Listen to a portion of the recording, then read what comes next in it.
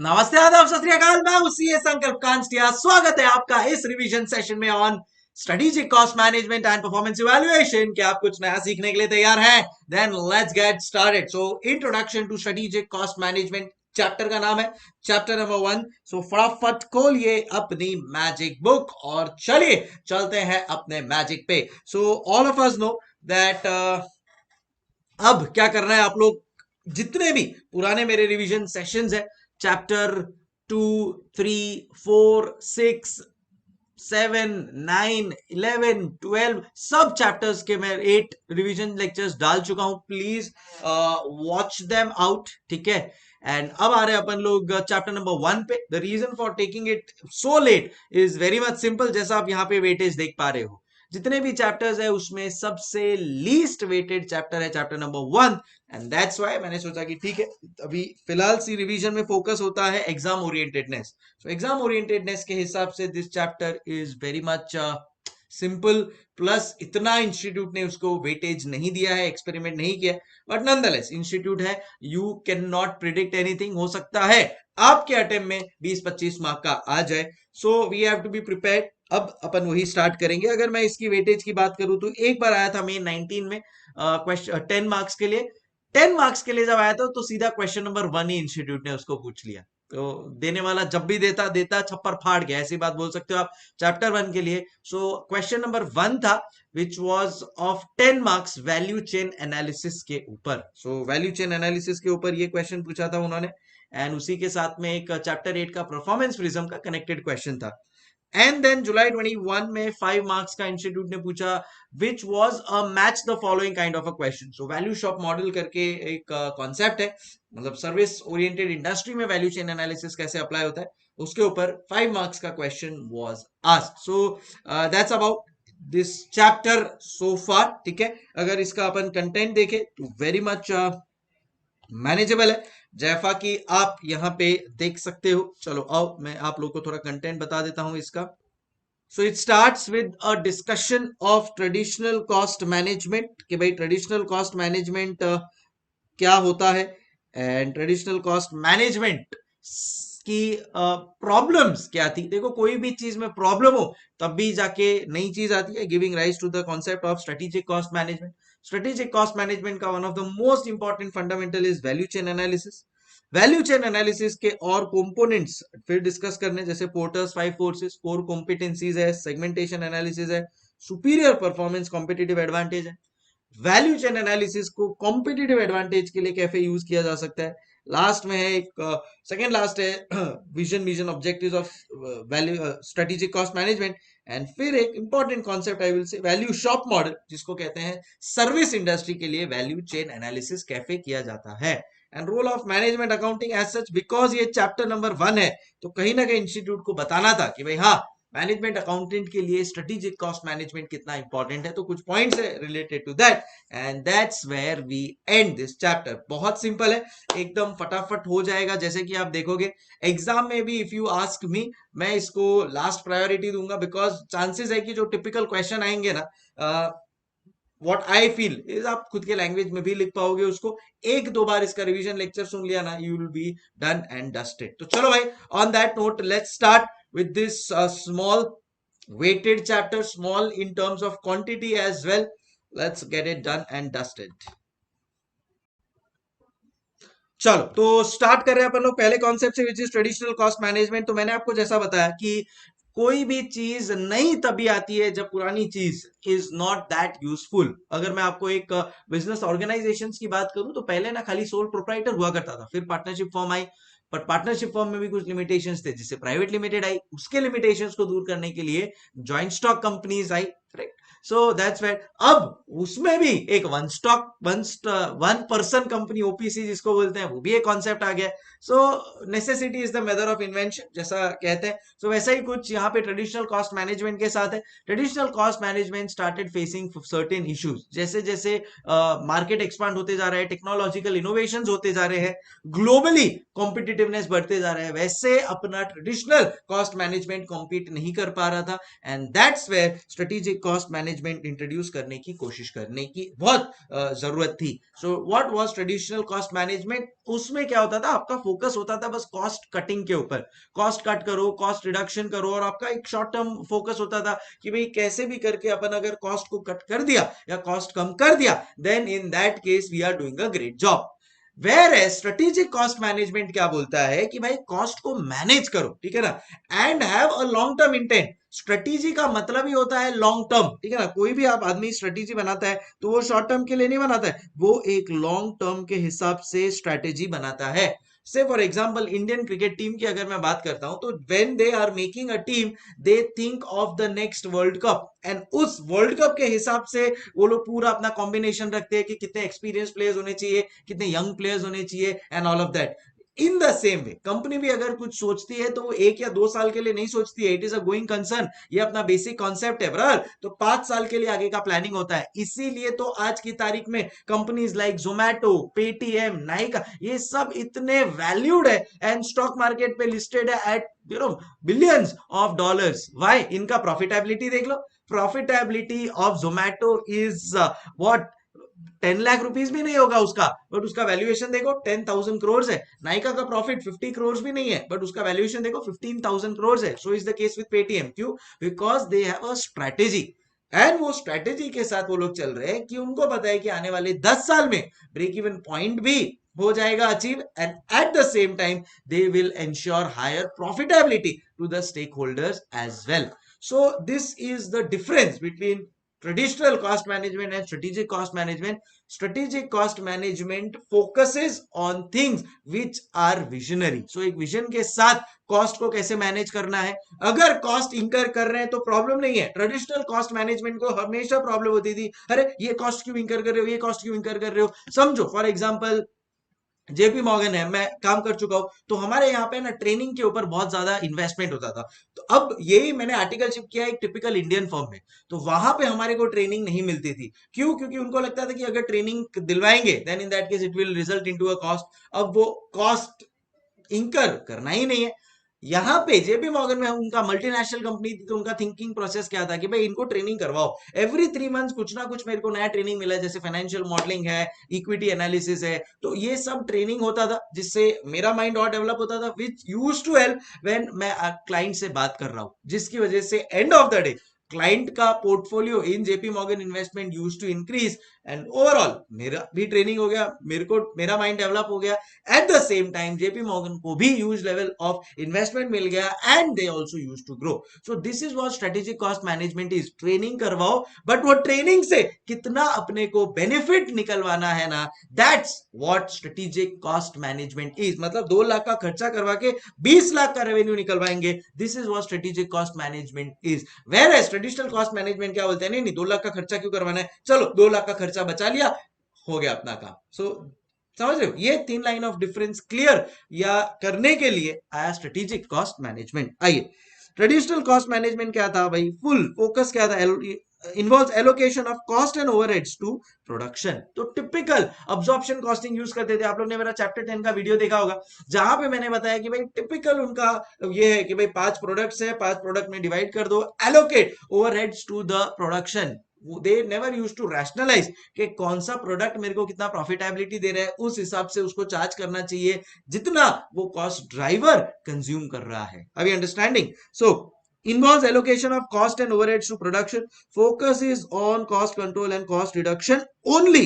देखो ऐसा नहीं है कि strategic cost management cost control और कॉस्ट रिडक्शन पे फोकस नहीं करता है, करता है, but at the same time उसके अलावा भी there are lot of other things which strategic cost management focuses on, like product differentiation, like cost leadership, like sustainable competitive advantage. वो सब चीजों पे ट्रेडिशनल कॉस्ट मैनेजमेंट थोड़ा फीका पड़ जाता है, and that's where SCM was introduced. ठीक है, सो ओल्ड मेथड क्या करता था, फोकस क्या होता था, only one thing, and that is allocation of cost and overheads to production. बस वही करो, focus is on cost control and reduction only, based on variance analysis and corrective action. मतलब कुछ गलती हो गई उसको करेक्ट कर लो। स्ट्रेटेजिक कॉस्ट मैनेजमेंट काफी proactive, you know, it will read the market in advance एंड उस हिसाब से अपने प्रोएक्टिव डिसीजंस लेगा। ड्रॉबैक की मैं अगर बात करूं तो जैसा मैंने बोला कि रिएक्टिव अप्रोच है। सबसे बेस्ट एग्जांपल अगर आपको चाहिए तो Nokia and is the best example that we can see. So Nokia ने रिएक्टिव अप्रोच लिया। It was a market leader, 40% market, global market share था नोकिया के पास, बट उसके बाद भी it did not get into the smartphone industry. वही typical mobile phones बना रहा था, टेक्नोलॉजी को अपग्रेड नहीं किया। फिर बाद में जब एप्पल, सैमसंग और ये बाकी सब प्लेयर्स ने अपग्रेड करना चालू किया, तब नोकिया को रियलाइज हुआ कि ओ, हमको भी स्मार्टफोन लाना पड़ेगा, but by that time it was too late. तो क्या था, वो रिएक्टिव अप्रोच था। Second, short term outlook, again almost the same thing. उनको शॉर्ट टर्म में they were getting huge number of customers, but उनको रियलाइज नहीं हुआ कि लॉन्ग टर्म में उसका क्या इंपैक्ट आएगा। ये जो अमेजॉन है, फ्लिपकार्ट है, ये सब का क्या है, एक लॉन्ग टर्म आउटलुक के साथ ये लोग काम करते हैं। excessive focus on cost reduction, as I discussed, limited focus on revision and improvisation. Best example is Bajaj scooters, ठीक है ना। बजाज स्कूटर्स एकदम टिपिकल रेंज ऑफ स्कूटर्स बनाता था, इंडिया में बहुत अच्छे चलते थे, but then times change, Honda Activa आया, फिर बाद में there were so many multinational companies with very better engine oils and all of that. Bajaj scooter did not upgrade itself, got wiped out of the market. क्यों? क्योंकि अपने product को improvise नहीं किया। समझ रहे हो, अपने प्रोडक्ट को इम्प्रोवाइज नहीं किया। Ignore dynamics of marketing and economics. इसका सबसे बेस्ट एग्जांपल है कोडैक कैमरा, ठीक है ना। आप लोग सब लोग ने कोडैक कैमरा देखा होगा बचपन में। पहले तो डिजिटाइज्ड फोटोज नहीं आती थी ना। आज की तारीख में तो मैं मेरे मोबाइल में एक झटके में 50 फोटो खींच लूंगा, स्टोर कर लूंगा, कोई टेंशन नहीं है। पहले तो एक ही कोडैक से खींचते थे। Kodak also has a major global market share. उसने रियलाइज ही नहीं किया कि कब जो कैमरा इंडस्ट्री है वो फिजिकल से डिजिटाइज हो रही है, डिजिटाइज से मोबाइल में कन्वर्ट हो रही है, एंड इतना बड़ा ग्लोबल मार्केट शेयर होने के बाद भी आप बाहर हो गए। क्यों? क्योंकि आपने dynamics of marketing and economics, market में क्या चल रहा है उसको आपने ध्यान ही नहीं दिया। Ignores market competition, growth and customer requirement. भाई कस्टमर के रिक्वायरमेंट के हिसाब से आपको चलना पड़ेगा ना। सो स्मार्टफोन इंडस्ट्री आ रहा है, या फिर ऑटोमोबाइल इंडस्ट्री में, अभी अभी ऑटोमोबाइल इंडस्ट्री में जो चेंज आ रहा है, which is change from normal vehicles to electric vehicles, electric vehicles to driverless vehicles, ये सब चेंज के साथ अगर आप अडॉप्ट नहीं कर पाओगे, again you will be over and out, पता भी नहीं चलेगा। So that's where traditional cost management को हटने की बहुत जरूरत थी, and focus was on strategic cost management. आओ फटाफट एक बार वापस से देख लेते हैं क्या इसके डिसएडवांटेजेस है। ट्रेडिशनल कॉस्ट बोलता है क्या करो पता है, जो भी कॉस्ट है ना उसको ओवरहेड्स को ट्रीट, उसके जो भी ओवरहेड्स है उसको प्रोडक्शन के बेसिस पे बस एलोकेट करते जाओ। कॉस्ट कंट्रोल, कॉस्ट रिडक्शन के ऊपर ही फोकस है। Variance analysis and corrective action जो भी होता है वो कर लेंगे, उतना आप काम खत्म। समझ रहे हो। ड्रॉबैक्स क्या क्या आ गया, एक रिएक्टिव अप्रोच, प्रोएक्टिव नहीं है, रिएक्टिव है। कुछ होगा उसके बाद में रिएक्ट करोगे, मार्केट से बाहर हो जाओगे, क्योंकि मार्केट आज की तारीख में बहुत भाग रहा है। You have to run to stay where you are. Second है मेरा शॉर्ट टर्म आउटलुक, उसकी वजह से। थर्ड, एक्सेसिव फोकस, खाली कॉस्ट रिडक्शन के ऊपर फोकस है। इंप्रोवाइजेशन कुछ नहीं करे, मार्केट डायनामिक्स को उन्होंने इग्नोर कर दिया। इंप्रोवाइजेशन पे कुछ नहीं, मार्केट डायनामिक्स को इग्नोर कर दिया, कंपटीशन एंड कस्टमर रिक्वायरमेंट को भी इग्नोर कर दिया। एंड ये ट्रेडिशनल कॉस्ट मैनेजमेंट के नेगेटिव्स की वजह से आया मेरा strategic cost management. Let's understand that. चलो अब समझते हैं स्ट्रेटेजिक कॉस्ट मैनेजमेंट एग्जैक्टली क्या होता है। सो देखो, कोई भी प्रोडक्ट अगर आप देखोगे ना आज की तारीख में, देन इन दैट केस कितना ज्यादा उसमें इंप्रूवमेंट हुआ है, correct, that is because of strategic cost management. So ये यहाँ पे स्ट्रेटेजी की जब मैं बात कर रहा हूँ, be it in terms of mobile phones, automobile cars, watch, iPads, books, anything. So focus is on continuous improvement to deliver क्या, superior quality of products। समझ रहे हो। includes purchase में, it can be in design, production, manufacturing, delivery, service, everything। And intent क्या है, business का पैसा कमाओ, शेयर होल्डर के लिए वैल्यू क्रिएट करो, एंड खुद के प्रोडक्ट के लिए एक distinct competitive advantage you have to create. And वो कैसे पॉसिबल है, by using the fundamental concepts of strategic cost management, which is cost leadership, product differentiation, sustainable competitive advantage. तीनों में से एक में भी अगर आप मास्टर हो ना, then in that case you will win it.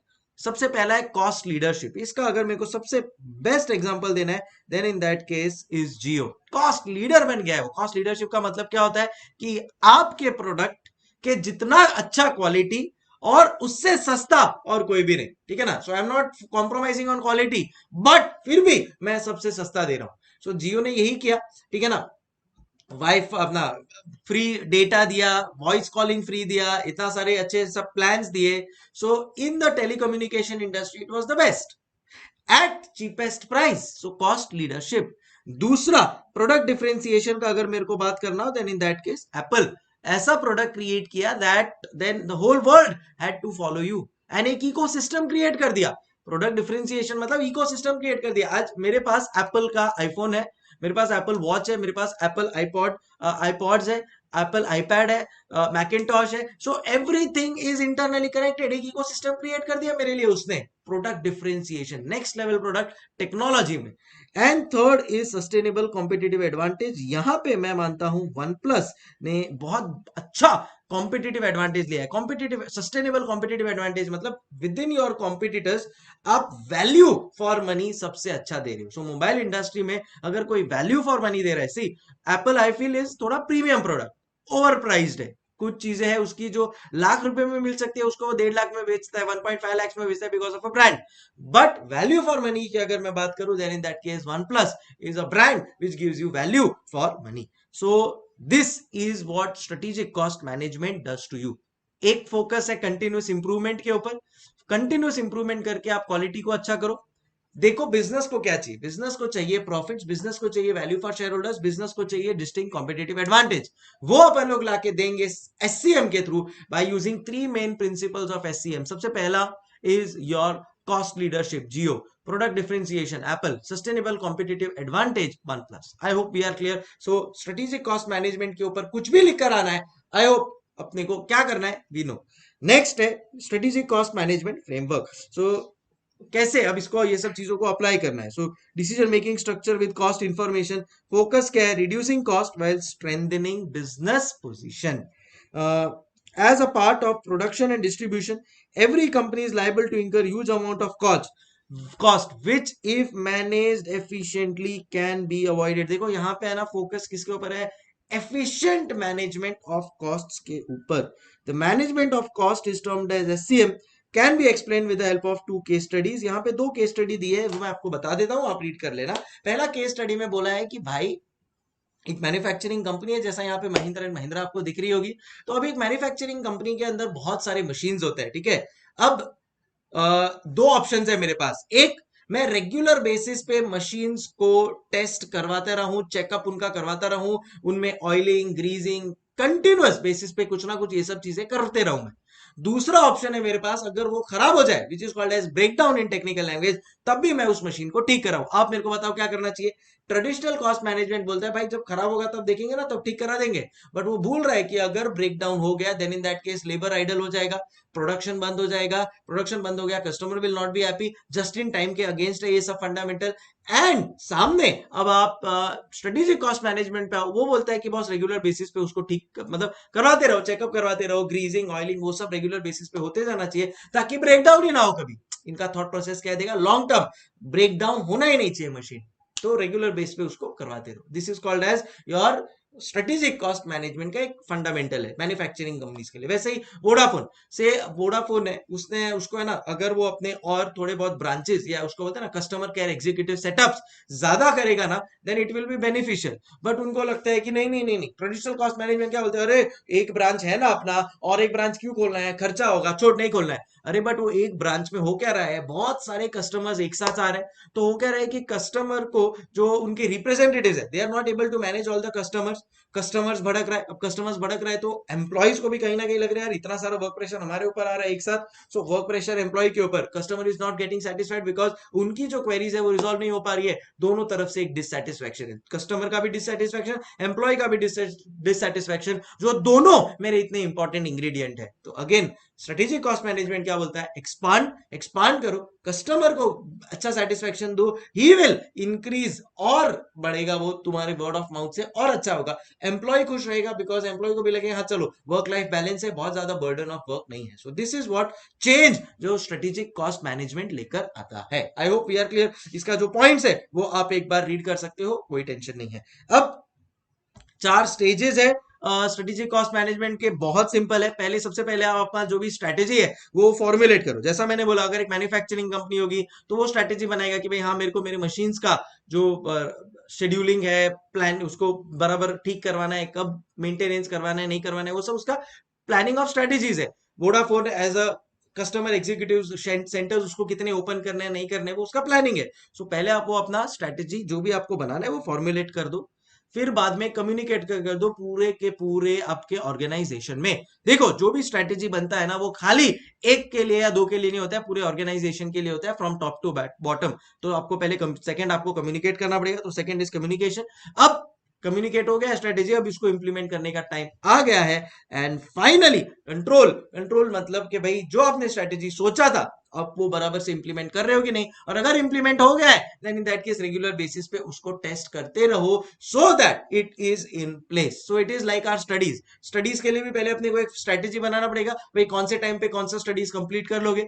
Communicate, obviously यहाँ पे कोई ऑर्गेनाइजेशन है, खुद को आप कम्युनिकेट कर लोगे, फिर पढ़ना चालू करोगे, इंप्लीमेंट, एंड देन फिर बाद में कंट्रोल। सो आपको भी पता होगा कि भाई इतने इतने टाइम में टेस्ट सीरीज देना है, all of that. So all this combined together is called as 4 stages of strategic cost management: formulation, communication, implementation, control। उसके नीचे है आता है, अगर आपको दिख रहा होगा, necessity of strategic cost management। पहला है cost analysis with strategic position of a company। तो क्या होता है, आपको पता चलता है कि वेयर डू यू स्टैंड। एक एनालिसिस आपको पता चलता है कि खुद का कॉस्ट कितना जा रहा है, कॉम्पिटिटर का कॉस्ट कितना हो रहा है, आप और क्या कॉस्ट रिडक्शन कर सकते हो। Cost is analyse to gain competitive advantage. Company का कॉस्ट स्ट्रक्चर समझ में आता है आपको। Managerial use of cost information, and finally क्या कॉस्ट के इंटरनल रिलेशनशिप्स है। All of that is you come to know through your strategic cost management। तो इसके लिए it is definitely necessary to implement in any organization। क्या पता चलता है आपको, एक strategic position आपको खुद का पता चलता है, कॉम्पिटिटिवली आप क्या बेनिफिट ला सकते हैं अपनी कंपनी के लिए, और वो एक एक कॉस्ट को आप ड्रिल डाउन कर सकते हैं। Managerial use of cost information and cost internal relationships क्या है, ये सब चीजें आपको यहां से पता चलेगी।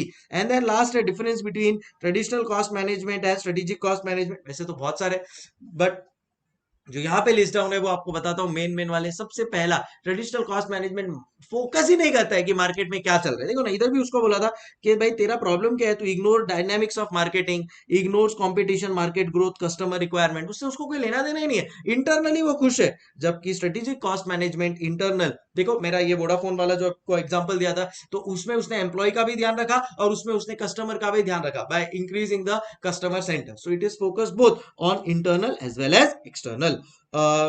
कॉस्ट एनालिसिस ऑब्जेक्टिव, यहाँ पे क्या होता है, बहुत ज्यादा अकाउंटिंग फोकस रहते हो कि भाई अकाउंटिंग प्रॉफिट ज्यादा होना चाहिए, अकाउंटिंग वे में मेरे को बेनिफिट होना चाहिए। जबकि स्ट्रेटेजिक कॉस्ट मैनेजमेंट क्या बोलता है कि ठीक है, आपको थोड़ा इनिशियली लॉस भी हुआ तो चलेगा, स्ट्रेटेजिकली अगर मैं ग्रो कर पा रहा हूं then in that case I have no issues.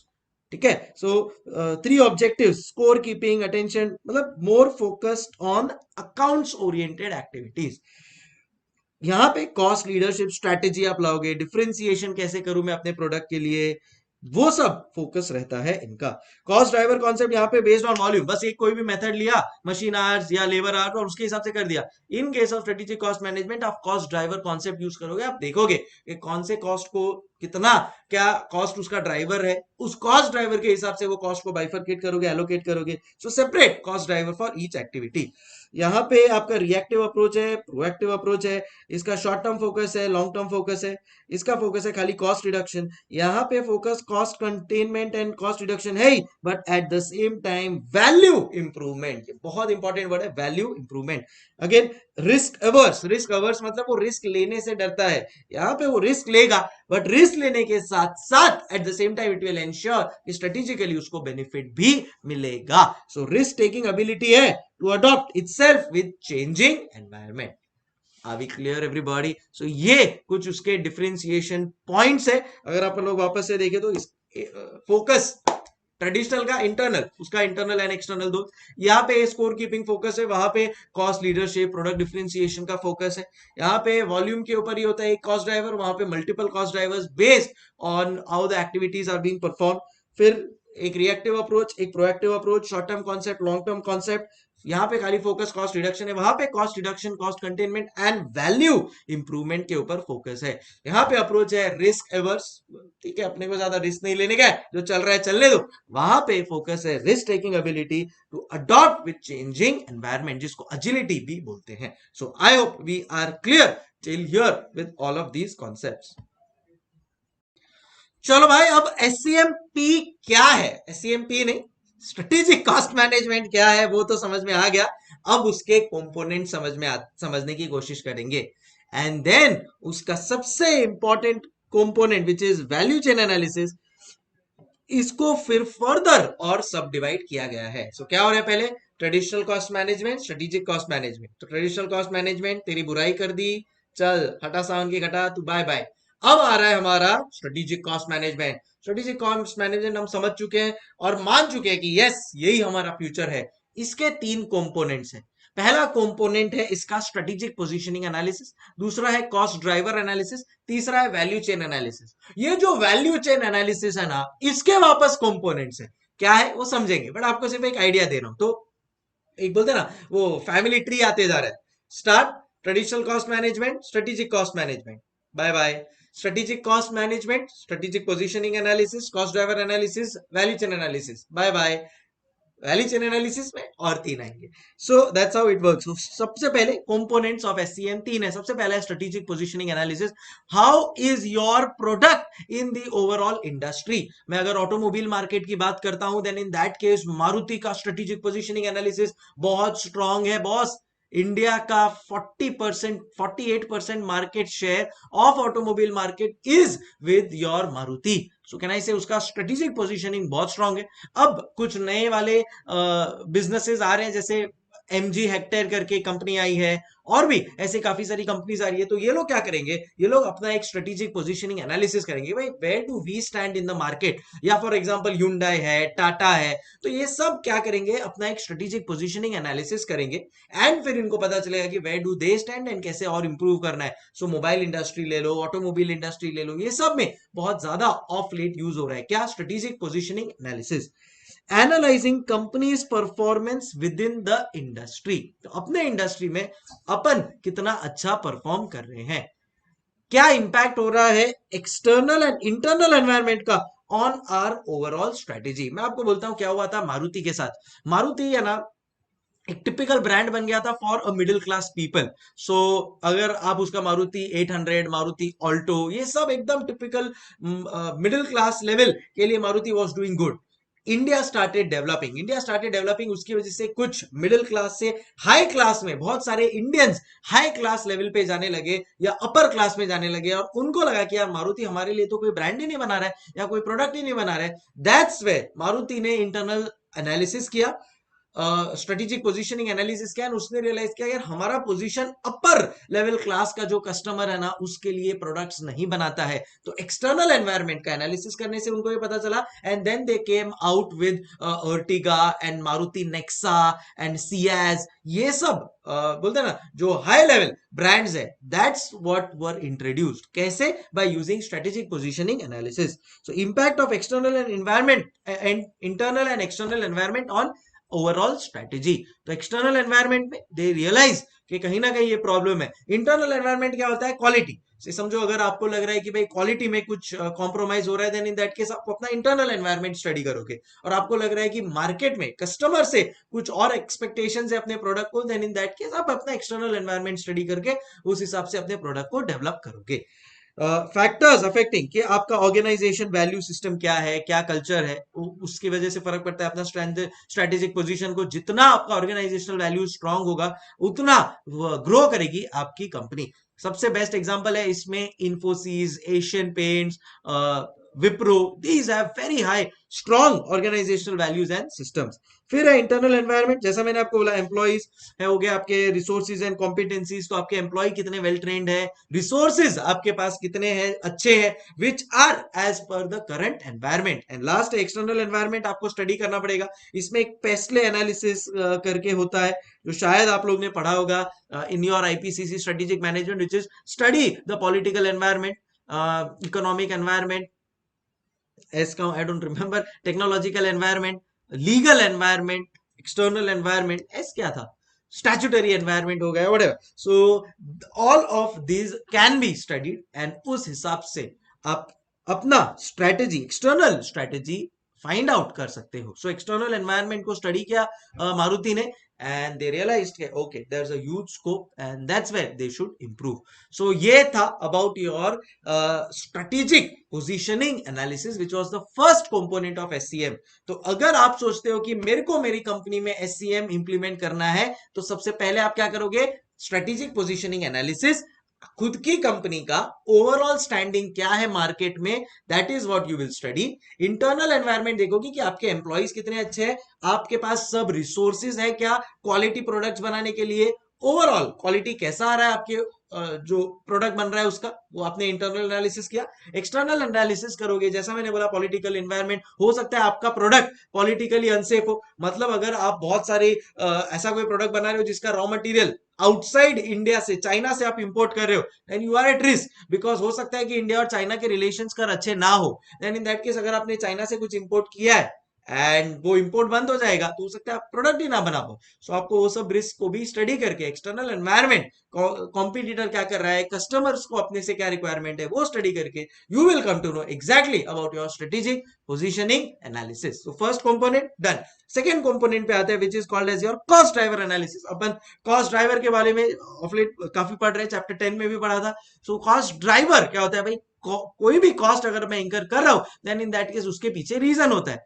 दो रीजन यहाँ पे उन्होंने दिया है. एक है स्ट्रक्चरल रीजन जिसको बोलते हैं वो लॉन्ग टर्म थॉट प्रोसेस, और दूसरा है एग्जीक्यूशनल रीजन जिसको बोलते हैं ऑपरेशनल लेवल पे. तो अगर आप कोई बहुत बड़ा कॉस्ट इंकर कर रहे हो, जैसे कोई आप बहुत बड़ा प्लांट या इक्विपमेंट खरीद रहे हो, या आप कोई प्रोजेक्ट अपना नया सेटअप कर रहे हो, देन वो सब क्या आ जाएगा, आपके स्ट्रक्चरल कॉस्ट ड्राइवर्स. एंड अगर आपको डे टू डे फंक्शनिंग में कुछ और इंप्रूवमेंट चाहिए, एडमिन रिलेटेड, या फिर नया स्टाफ एम्प्लॉय करना है, स्टाफ ट्रेनिंग देना है, वो सब किधर आ जाएगा, that will come into structural cost drivers, executional cost drivers. So cost drivers दो, structural, executional. Day to day operations के लिए executional, and long term planning and thought process के लिए स्ट्रक्चरल. आइए let's go through that. Organisation factors that determine the economic structure. So जैसा मैंने बोला ना, प्लांट एंड मशीनरी, मेरे को प्रोजेक्ट कहीं पे शिफ्ट करना है क्या, प्रोजेक्ट को और डेवलप करना है, all of that. Driving cost of firms products reflects your long term decisions. अब मशीन तो मैं रोज रोज नहीं बदल सकता, मैंने जो प्रोजेक्ट साइट सेटअप किया है वो तो मैं रोज रोज नया नहीं ला सकता. सो all of that will come here. Second है मेरा executional. Capture firm's operational decision on how to best employ its resources to achieve its goals and objectives. So operational decisions, operational level पे आप कैसा काम कर रहे हो, जिसकी वजह से you are able to achieve the goals and objectives. Determined by management policy, style and culture. So again यहाँ पे because internal working day to day operation से रिलेटेड है, so therefore management working becomes very very important, that how it is worked out. And last but most important, जो आपको exam में question आया 10 mark का, वो भी वैल्यू चेन एनालिसिस के ऊपर ही है, which is value chain analysis. Value chain analysis competitive as करके एक बुक लिखा था मिस्टर माइकल पोर्टर में इन 1980 समवेयर अराउंड 1985. एंड वो बुक में उन्होंने लिखा था कि अगर आज की तारीख में कोई भी कंपनी को कॉम्पिटिटिव एज चाहिए, देन इन दैट केस उसको वैल्यू चेन एनालिसिस करना पड़ेगा. Now what exactly is value chain analysis? Dividing all the work that you are doing, जो भी आप काम कर रहे हो ना, उसको प्रोसेसेस में डिफाइन कर दो. ठीक है ना. सो आप अगर से फॉर एग्जांपल आप लैपटॉप मैन्युफैक्चर कर रहे हो, तो सीधा ऊपर से तो नहीं गिरता है ना लैपटॉप. लैपटॉप मैन्युफैक्चर करने के लिए आपके बहुत सारे प्रोसेसेस होते हैं. सबसे पहले आप मार्केट स्टडी करोगे, मार्केट स्टडी के बाद आपको शायद डिमांड पता चलेगा, फिर आप अपना R&D, रिसर्च एंड डेवलपमेंट करोगे, फिर बाद में उसमें रॉ मटेरियल्स कौन सा प्रोक्योर करना है, वो कहां से आएगा, कैसे आएगा, मैन्युफैक्चरिंग कैसे होगा, मार्केटिंग कैसे होगा, उसका आफ्टर सेल्स के लिए आप क्या सेटअप कर रहे हो. सो एक एक एक प्रोसेस है हर एक चीज. तो ऐसे अपना जो भी काम है उसको डिवाइडेड इनटू वेरियस प्रोसेसेस, जो भी काम है डिवाइडेड इनटू वेरियस प्रोसेसेस. उस प्रोसेसेस में देखो क्या वैल्यू एडेड है, क्या नॉन वैल्यू एडेड है. अगर कुछ लग रहा है यार ये हम काम तो कर रहे हैं बट इससे कोई वैल्यू एडिशन तो कस्टमर को मिल ही नहीं रहा है, एलिमिनेट कर दो. अब जो वैल्यू एडेड प्रोसेसेस है उसमें और क्या इंप्रूवमेंट्स कर सकते हैं. It can be may it can be as simple as that कि भाई मेरा जो सप्लायर से रॉ मटेरियल आ रहा है उसको मैं और कैसे बेटर क्वालिटी इनपुट मंगवा सकता हूं उसके पास से, या अगर मैं कोई और रिसोर्सेज यूज कर रहा हूं then what can be done better for that. So वो प्रोसेसेस को डिवाइड करेंगे। अब कोई भी काम अगर मेरे को करना है, मैंने जैसे आपको बोला कि एक लैपटॉप बनाना है तो बहुत सारे उसके लिए प्रोसेसेस इन्वॉल्व है। तो माइकल पोर्टर क्या बोलता है, एक चेन ऑफ प्रोसेसेस पे या चेन ऑफ एक्टिविटीज से आपका वैल्यू चेन बनता है। और वो वैल्यू चेन मतलब ये एक एक्टिविटी हो गया, ये एक एक्टिविटी हो गया, ये एक एक्टिविटी हो गया, ये एक एक्टिविटी हो गया, ये एक एक्टिविटी हो गया। तो अलग अलग अलग अलग आपके चेन ऑफ एक्टिविटीज है। वो सब एक्टिविटीज को, प्रोसेसेस को डिटेल में स्टडी करो, find out what creates value, what does not. जो वैल्यू क्रिएट कर रहा है उसको और कैसे इंप्रूव कर सकते हैं, and that basically is called as value chain analysis. I hope we are clear.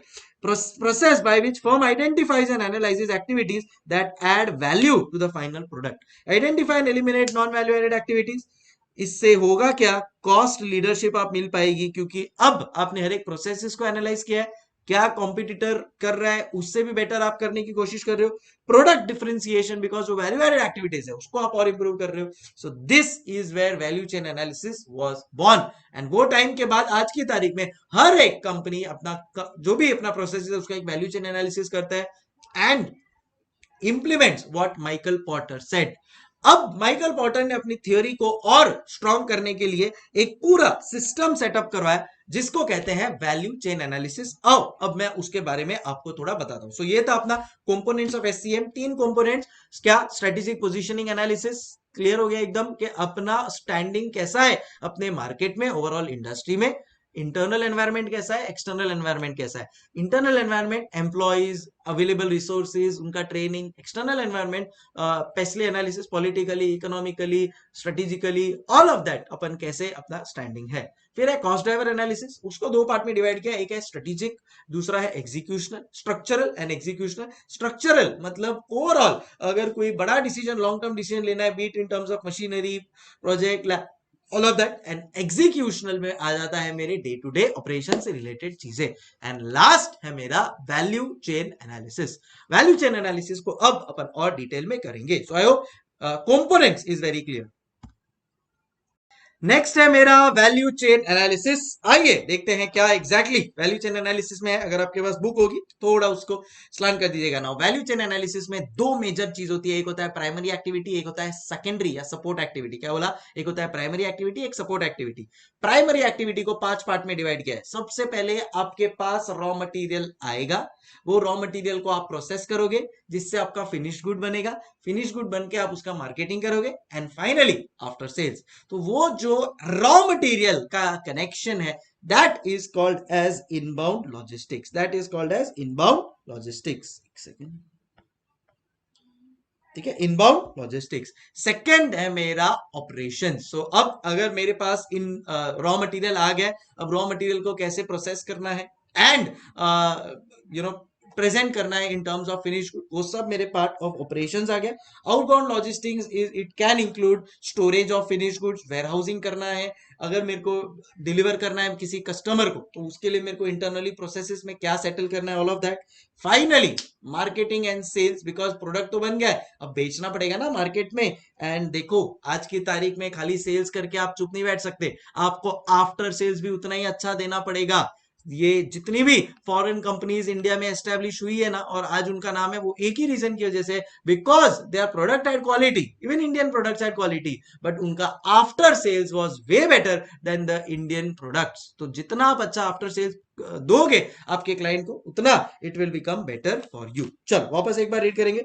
सबसे पहले है मेरा इनबाउंड लॉजिस्टिक्स, किसके, उसका क्या काम है, material handling and distribution of inputs to the process. देखो एक होता है कि आप कौन सा रॉ मटेरियल सिलेक्ट कर रहे हो, दूसरा होता है उसका ट्रांसपोर्टेशन एस्पेक्ट, कि भाई वो सिलेक्ट तो कर लिया, अब वो मेरे आएगा कैसे मेरे फैक्ट्री में।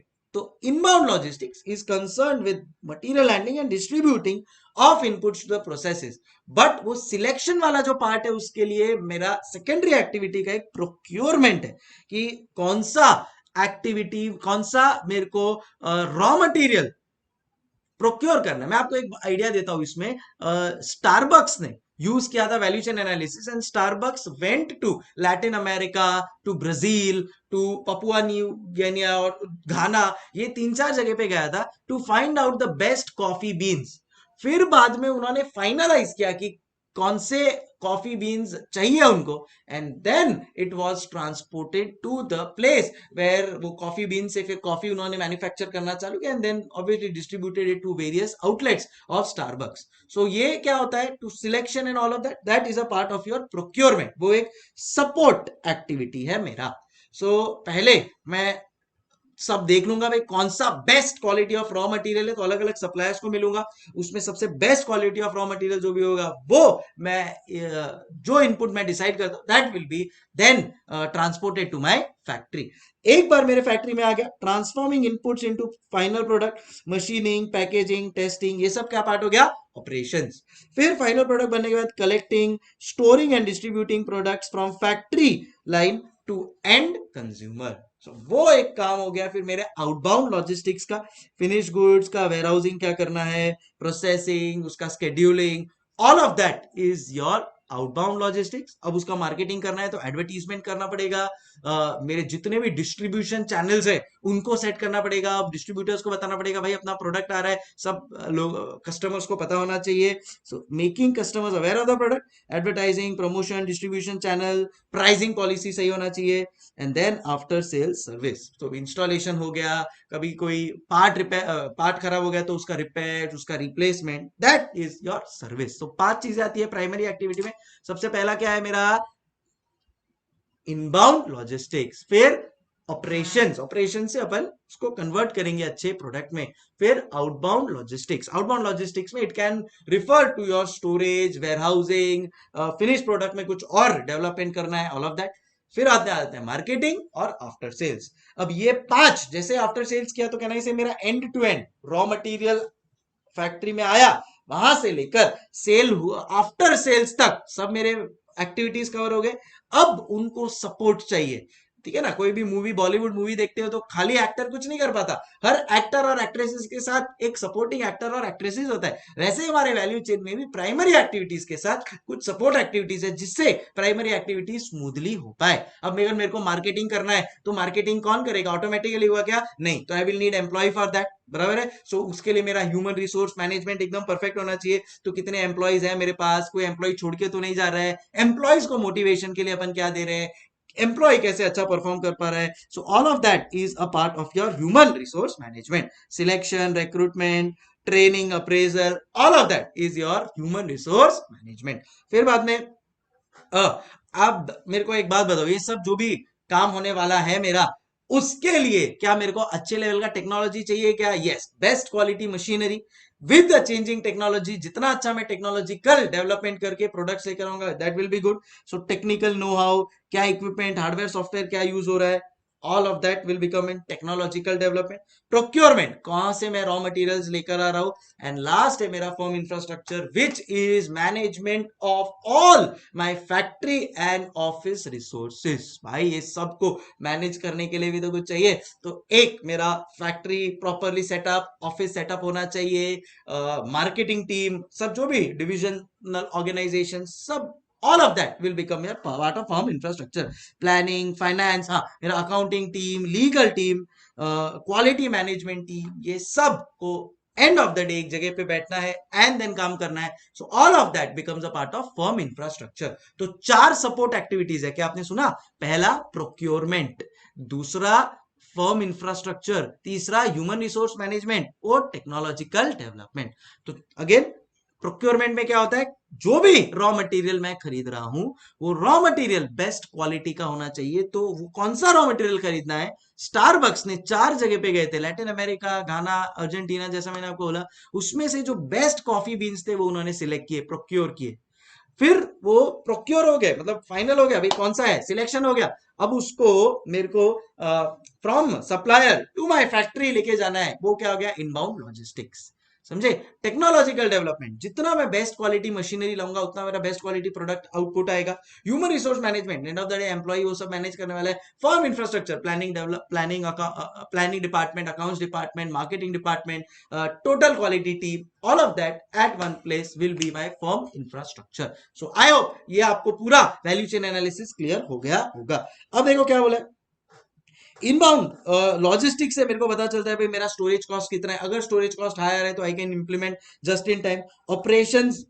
ऑपरेशंस का मतलब क्या होता है, मैंने आपको क्या होता है, conversion of raw material into output. So आप जो भी प्रोसेसेस करोगे आपकी मशीनरी लेके वो ऑपरेशंस हो जाएगा। फिर बाद में आता है outbound logistic which is your transportation cost. So कितना आपका ट्रांसपोर्टेशन का कॉस्ट लग रहा है, that becomes a part of your outbound logistics. Mark मतलब भाई आपको कस्टमर को डिलीवर तो करना पड़ेगा ना, वो सबका transportation. Marketing and sales, online sales है, क्या एडवर्टीजमेंट कर रहे हो, ऑनलाइन है ऑफलाइन, आजकल तो दो दो चैनल्स है। आफ्टर सेल्स के लिए कस्टमर केयर सेंटर्स आपको सेटअप करना पड़ेगा। तो ये सब मिला के आपका वैल्यू चेन एनालिसिस बनता है। Every business has to use this आज की तारीख में to gain the competitive as.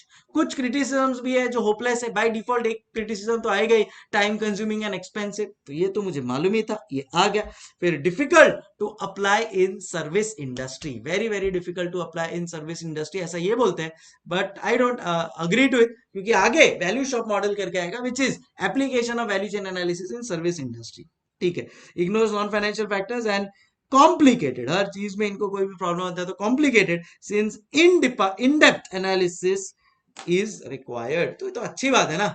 Anyways, they feel it is a criticism. So time consuming, expensive, difficult to apply in service industry, non financial factors ignore किया, और complicated उनको लग रहा है। This is we can say criticism of value chain analysis. So इसी के साथ again a very important concept, value chain analysis done and dusted. चलो अब वैल्यू चेन एनालिसिस को फर्दर सब डिवाइड किया है। वैल्यू चेन एनालिसिस के भी 3 कंपोनेंट है। इंडस्ट्री स्ट्रक्चर एनालिसिस, जिसको प्यार से फोर्टस 5 फोर्सेस भी कहा जाता है, core competencies analysis and segmentation analysis. ठीक है ना। तो again traditional cost management, strategic cost management बाहर, स्ट्रेटेजिक कॉस्ट मैनेजमेंट के 3, strategic positioning analysis, cost driver analysis, value chain analysis 2 बाहर। वैल्यू चेन एनालिसिस के 3, industry structure analysis, core competencies analysis, segmentation analysis. आओ पढ़ते हैं इंडस्ट्री स्ट्रक्चर एनालिसिस, जिसको प्यार से कहते हैं पोर्टर्स 5 फोर्सेस। पोर्टर्स क्या बोलता है कि भाई देखो, अगर कोई भी नया बिजनेस चालू करना है, देन इन दैट केस आपको ये 5 क्वेश्चंस पूछने पड़ेंगे अपने आप को, अपने बिजनेस को, और इस बेसिस पे आपको पता चलेगा कि आप जिस इंडस्ट्री में जाने की कोशिश कर रहे हैं, क्या वो हाईली कॉम्पिटिटिव है, नॉन कॉम्पिटिटिव है। क्योंकि अब मालूम पड़ा अगर बहुत हाईली कॉम्पिटिटिव है एंड वहां पे ज्यादा प्रॉफिट कमाने का स्कोप नहीं है, देन इन दैट केस क्या मतलब है, you will unnecessarily waste your time, resources, energy. और अगर वो नॉन कॉम्पिटिटिव है, देन इन दैट केस कितना स्कोप है आपके लिए। सो वो सब सवालों के जवाब कौन देगा आपको, ये पोर्टर्स 5 फोर्सेस। उसमें सबसे पहला क्वेश्चन है बार्गेनिंग पावर ऑफ बायर्स, फिर है बार्गेनिंग पावर ऑफ सप्लायर्स, फिर है थ्रेट ऑफ सब्स्टिट्यूट्स, फिर है threat of new entrants, and फिर है राइवलरी अमंग्स द कॉम्पिटिटर्स। सबसे पहले बार्गेनिंग पावर ऑफ बायर्स, जो आजकल हो गई है कंज्यूमर के हाथ में। ठीक है ना। बार्गेनिंग पावर ऑफ बायर्स का मतलब क्या होता है, कोई भी इंडस्ट्री जो हाईली कॉम्पिटिटिव है उसमें बायर के पास पावर होता है। जैसे आज की तारीख में मोबाइल, ठीक है ना, पहले क्या होता था, मोबाइल खाली 1 या 2 ब्रांड्स के आते थे। देयर वाज हार्डली 1 और 2 ब्रांड, एक मोटरोला था और एक कोई 1-2 ब्रांड था। So at that point in time जो ब्रांड्स थे ना, वो लोग के पास मोनोपोली था, क्या कि भाई भाई हमारे ब्रांड लेना पड़ेगा।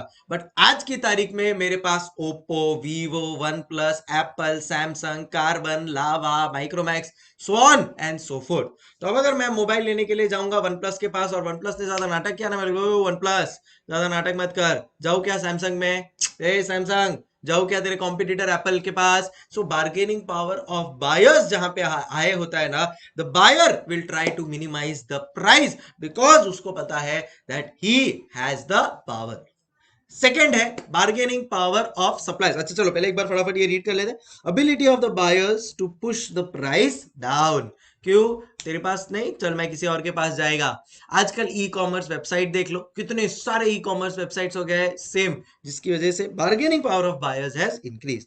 Depends on concentration and volume of purchase by buyers. Again इसमें भी होता है कि भाई अगर मैं बल्क परचेज कर रहा हूं, देन इन दैट केस मैं बोलूंगा भाई चलो मेरे को कुछ बेनिफिट चाहिए और बेटर डिस्काउंट चाहिए। अपन सब करते हैं ना, भैया एक का कितना हुआ, भैया 100 लेने का है, क्या भाव लगाओगे बताओ ना जरा। सो वॉल्यूम के बेसिस पे भी अपन बार्गेनिंग करते हैं।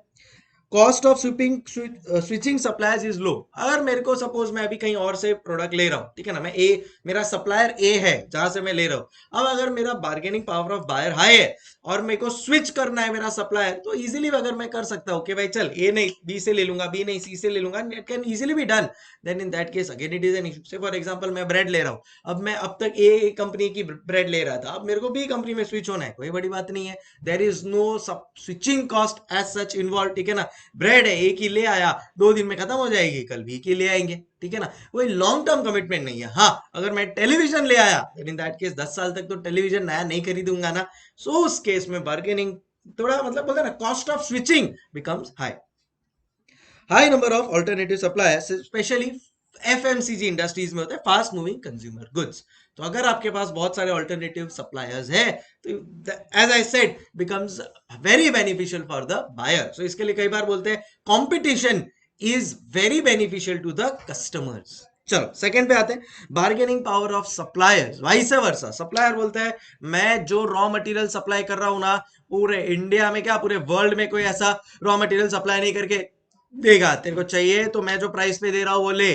तो अगर कोई यूनिक रॉ मटेरियल है जो खाली अपना आपका सप्लायर सप्लाई करता है, then in that case you will not be able to say anything. So bargaining power of suppliers है when input is important to the buying firm, and आप जो सप्लायर से ले रहे हैं input, that is really very important. Very few suppliers या फिर alternatives not available, जैसे operating system of Microsoft. So वो अभी आज की तारीख में वर्ड, पावर पॉइंट, एक्सेल सबको आता है। It is very very easy to operate. And आज की तारीख में कोई भी लैपटॉप खरीदता है तो क्या वो बोलता है कि मेरे को ओरेकल का ऑपरेटिंग सॉफ्टवेयर डाल के दो, मेरे को एप्पल का ऑपरेटिंग सॉफ्टवेयर डाल के दो। नहीं नहीं नहीं, लैपटॉप है तो मुझे माइक्रोसॉफ्ट का ही सॉफ्टवेयर चाहिए, बराबर। सो सप्लायर कौन है, वो सॉफ्टवेयर का माइक्रोसॉफ्ट। बार्गेनिंग पावर उसका हाई है उस चीज में। फिर थर्ड है थ्रेट ऑफ सब्सटीट्यूट। क्या आपका प्रोडक्ट को इजीली सब्सटीट्यूट किया जा सकता है क्या? जैसे एकदम एग्जांपल मैंने दिया हुआ है, पेपर इंडस्ट्री को एक थ्रेट ऑफ सब्सटीट्यूट आया ई बुक की वजह से, बराबर कि नहीं। से फॉर एग्जांपल मैं सेलिंग ऑफ पेपर्स करता हूं, ठीक है ना, मार्केट में मैं पूरे पेपर सेल करता हूं, मतलब अगर किसी को बुक बनाना है, देन इन दैट केस वो पेपर कहां से खरीदेगा, मेरे पास से, बराबर। अब होते क्या जा रहा है, बुक का पूरा कॉन्सेप्ट ही चले जा रहा है, everything is getting E book, right. पहले जैसे न्यूज़पेपर्स, कितने न्यूज़पेपर्स सब लोग रीड करते थे, आज की तारीख में न्यूज़पेपर्स का कंजम्पशन है रिड्यूस ड्रास्टिकली। तो there is a threat of substitute के भाई अब वो जो फिजिकल न्यूज़पेपर्स होते थे वो मोबाइल पे आ गए। At the click of a button mobile पे अपने को हर न्यूज एक सेकंड में मिल जाता है। So that's where threat of substitute comes in. When multiple and close substitutes are available in the market, customers are likely to switch suppliers easily. तो उसके कारण आपको कॉम्पिटिटिव प्राइसिंग यूज करना पड़ेगा ताकि वो स्विच ना करे, राइट।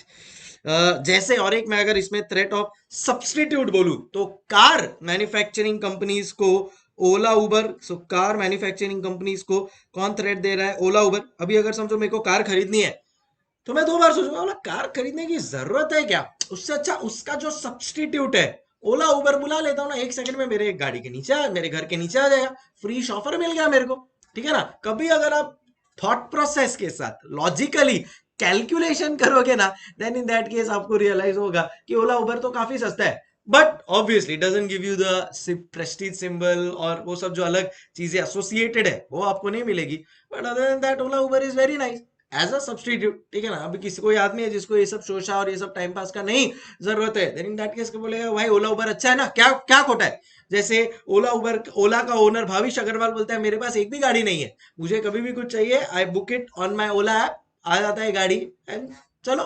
बट उस अलग आदमी है भाई, ऑलरेडी 20,000 करोड़ का वैल्यूएशन है, तो वैसा। सो कार कंपनीज को ओला उबर का अगर यू कैन से एक थ्रेट है, सो थ्रेट ऑफ सब्सटीट्यूट। फिर बाद में थ्रेट ऑफ न्यू एंट्रेंट्स। क्या अपनी इंडस्ट्री में बहुत ज्यादा इजीली आते जा रहे हैं क्या लोग? For example telecommunication. अब आज की तारीख में मैं बोलूंगा अरे वाह यार जियो आया ना, तो जियो तो क्या सही पैसा कमा रहा है यार, क्या प्रॉफिट कमा रहा है, चल मैं भी टेलीकम्युनिकेशन में जाता हूँ। ओ भाई साहब, क्या 50,000 करोड़ का इन्वेस्टमेंट लगता है? तो इजीली है क्या एंटर करना इंडस्ट्री में? नहीं।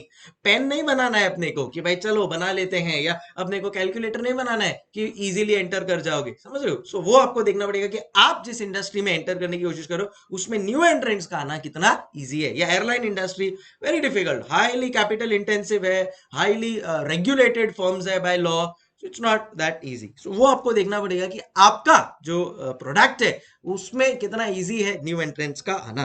Depends on barriers to entry and perceived profitability in the industry. So हो सकता है टेलीकम्युनिकेशन में लॉन्ग टर्म में बहुत प्रॉफिट हो, बट क्या उस इंडस्ट्री में एंटर ही कर पाओगे क्या? The answer is no, because it is highly highly capital intensive, बहुत ज्यादा लीगल रिक्वायरमेंट्स है उसके, पॉलिटिकल कनेक्ट्स चाहिए आपको उसके लिए। वैसा industry with huge capital might not have threat of new firms. Legislation restricts new firms. कई बार एयरलाइन है, low threat of entry, but pen stationery high threat of entry.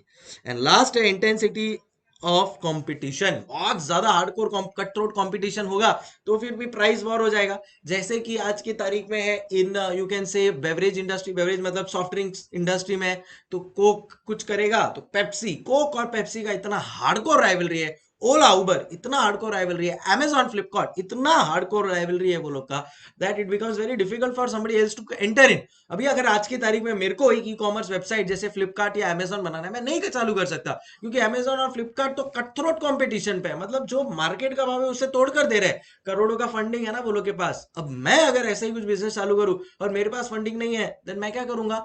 सो देखना पड़ेगा भाई कितना राइवलरी है, इंटेंस राइवलरी है, then in that case price war में अपना को कहीं प्रॉफिट का इंपैक्ट बुरा ना हो जाए। तो ये 5 बोलते ना, वो गाना गाना पड़ेगा, मेरे सवाल का जवाब दो, ये पांचों का जवाब दो ना। तो इन highly competitive market firms, in highly competitive market firms resort to cutthroat competition to win more customers. Intensity is high कब? When firms are of equal size, extra capacity है अगर इंडस्ट्री में, difficult in differentiation, high exit barriers है, fixed cost high है, तो ये सब चीज की वजह से कई बार बहुत ज्यादा इंटेंसिटी हो सकती है। अब लास्ट में क्लोजिंग पॉइंट अगर आप ध्यान रखेंगे तो देखना, higher the above components higher the competition in the industry. तो एक होना चाहिए bargaining power of buyer, bargaining power of supplier, threat of substitute, threat of new entrants, and last है इंटेंसिटी या राइवलरी अमंग फर्म्स। एक समझगड़ू। So इन पांचों इंडस्ट्री स्ट्रक्चर या porter's 5 forces analysis, I hope आपको पूरी तरह से क्लियर हो गए होंगे विद दिस। चलो नेक्स्ट कंपोनेंट है इसके बाद इसका कोर कॉम्पिटेंसीज एनालिसिस। भाई आज की तारीख में बोलते हैं ना एक स्पेशलाइजेशन का जमाना है, आपका कुछ ना कुछ कोर कॉम्पिटेंसी होना चाहिए, ऐसा जो ना कोई कस्टमर ना कोई कॉम्पिटिटर आपको कॉपी कर सके। क्या है आपके पास कुछ ऐसा? जैसे कोलगेट बोलता है ना, क्या आपके टूथपेस्ट में नमक है? सो वो उसका कोर कॉम्पिटेंसी है कि और कोई टूथपेस्ट में नमक नहीं, हमारे टूथपेस्ट में ही नमक है। वैसे ही कुछ यहाँ पे एग्जांपल्स इन्होंने लिया है कि भाई गूगल है, गूगल का कोर कॉम्पिटेंसी है उसका सर्च इंजन का algorithm, that nobody ever has been able to touch it. या कोका कोला का उन्होंने बोला कोर कॉम्पिटेंसी है उसका जो उनका जो मिक्सचर है, कार्बोनेटेड वाटर स्वीटनर और वो सब का जो मिक्सचर है, वो आज तक कोई क्रैक नहीं कर पाया। तो वैसे ही हर किसी का एक कोर कॉम्पिटेंसी होता है। डोमिनोज का यू कैन से कोर कॉम्पिटेंसी है चीज बर्स्ट पिज्जा, क्या बोलते हो? सो हर का अपना अपना एक कोर कॉम्पिटेंसी होता है, right? That core competency is what makes them a product differentiator, and वो अगर आप कर पाए ना, then in that case market आपका है। Process of identifying a company's fundamental strengths and attributes, और ये strengths and attributes unique है, differentiated है from the competitors। So catch words क्या याद रखना है? strengths, कैच वर्ड्स क्या है इसका? स्ट्रेंथ्स एंड एट्रीब्यूट्स, डिफरेंशिएट करता है जो within its competitors. Function of collective skill set of people, देखो ये खुद से नहीं बनता, it is a collection of people, organization, structure, resources, technological know how, सबको मिला के बनता है मेरा कोर कॉम्पिटेंसीज। सो लोग उतने अच्छे लोग होने चाहिए, आपका ऑर्गेनाइजेशन स्ट्रक्चर एकदम क्लीन होना चाहिए, रिसोर्सेज होने चाहिए आपके पास, टेक्नोलॉजिकल डेवलपमेंट अच्छा होना चाहिए, competitive advantage could result from cost leadership और प्रोडक्ट डिफरेंशिएशन, आगे वही आने वाला है। Test for identifying core competence, and product benefits कितना अच्छा है, क्या आपका product wide variety of markets cover करता है, difficult for competitors to imitate जैसे Google search engine, loss of core competencies results in disaster जैसे कि नोकिया एंड बजाज। नोकिया का कोर कॉम्पिटेंसी था ईज ऑफ यूज, ड्यूरेबिलिटी, वो उसका कोर कॉम्पिटेंसी था। बट जब स्मार्टफोन इंडस्ट्री आया ना, तो स्मार्टफोन इंडस्ट्री में एंटर ही नहीं किया क्विकली नोकिया ने, एंड बाहर उसका जो कोर कॉम्पिटेंसी था वो बाकी लोग खा गए, समझ रहे हो। तो उन्होंने अभी से फॉर एग्जांपल एप्पल सैमसंग ने भी फिर ईज ऑफ यूज बनाया जो नोकिया के पास भी था। तो अब ये दोनों सेम लेवल पे आ गए, एंड देन फिर बाद में एक लेवल ऊपर गए by improving the technology that they are using. So technological know how better develop हो गया।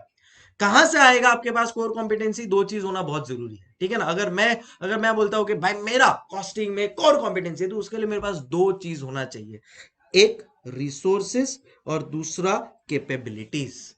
Resources factors that enable company to create value for customers, तो मेरे पास उतना land, building, machinery and all of those resources होना चाहिए जिससे मैं वो कोर कॉम्पिटेंसीज क्रिएट करते जाऊंगा। Employ, brand, technology, everything has to be there. तो स्टेम्स मतलब कहां से आएगा मेरे पास कोर कॉम्पिटेंसी, ऊपर से गिरेगा क्या, नहीं, रिसोर्सेज होना चाहिए, कैपेबिलिटीज होना चाहिए। Company's capability to coordinate resources and put them into productive use. बहुत टाइम ये देखा गया है कि लोगों के पास रिसोर्सेज होता है बट उसको सही तरीके से यूज करना उनको आता ही नहीं है। It stems from organisational structure, processes and control system. So what are your stems of core competence, resources and capabilities.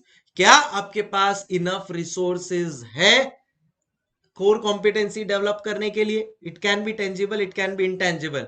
क्या आपके पास इनफ कैपेबिलिटीज है to ensure that you are able to do the best, right. So ये stems of core competency. And last application of value chain analysis to core competencies. सबसे पहले validate core competencies in the current business. जैसे Tesla का core competence driverless cars, और कोई नहीं बनाता है ड्राइवरलेस कार्स, राइट। सो वो उसका कोर कॉम्पिटेंस है। गूगल का कोर कॉम्पिटेंस है उसका सर्च इंजन ऑप्टिमाइजेशन।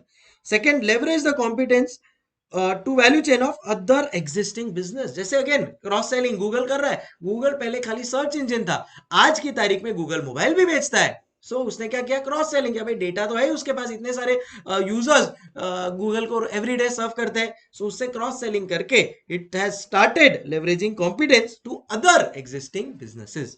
थर्ड है use core competence to reconfigure the value chain of existing business. IKEA, मैं आपको आइकिया का एग्जांपल देता हूं। आइकिया क्या पता है, एक फर्नीचर इंडस्ट्री में है। पूरे वर्ल्ड का 35% furniture market share, organised market का furniture market share is with IKEA. Swedish company है, एंड जाके आना, I have been to both the IKEAs and they are superb in terms of execution and everything. So IKEA क्या करता है कि उसका जो भी कोर कॉम्पिटेंस है, which is affordable furniture, unique furniture, different design, pricing benefit देता है वो कस्टमर्स को, लॉयल्टी बेनिफिट्स देता है। सो क्या कर रहा है वो पता है क्या, रेगुलर बेस पे इट कीप्स ऑन अपग्रेडिंग अपना जो भी फीचर्स है, सो उसकी वजह से उसको और बेनिफिट मिलते जाता है। And use of core competencies to create new value chains. FedEx, Disney, जैसे फेडेक्स ने प्लान किया है कि भाई उसके ना दो टाइप है। एक जो उसके लॉन्ग डिस्टेंस वाले, फेडेक्स मतलब आपको पता होगा कुरियर कंपनी है, एक लॉन्ग डिस्टेंस वाले जो उसके कुरियर्स है ना फेडेक्स के, उसके लिए उसने एक अलग कंपनी बना दिया, और जो शॉर्ट डिस्टेंसेस वाले कुरियर्स है उसके लिए उसने एक अलग कंपनी बना दिया, सो दैट उसका कोर कॉम्पिटेंसीज दोनों में बना रहे, ठीक है ना। Otherwise there was a mismatch कि भाई उसके लॉन्ग कुरियर्स तो अच्छी तरह से बैठ रहे हैं, शॉर्ट कुरियर्स में प्रॉब्लम आ रहा है, ऑल ऑफ दैट। सो ये आपको चार चीजें ध्यान में रखनी है कि कोर कॉम्पिटेंसीज डेवलप अगर आपको और नेक्स्ट लेवल पे करनी है, then these are the four things. सबसे पहले खुद का कोर कॉम्पिटेंसी को वैलिडेट कर लो। वैलिडेट कर लो मतलब आपके consumers should keep and agree to the fact that yes, driverless cars खाली टेस्ला का बेस्ट आता है, सर्च इंजन सबसे बेस्ट गूगल का ही है। तो ये अगर लोग आपको बोल रहे हैं तो yes, your core competency is validated.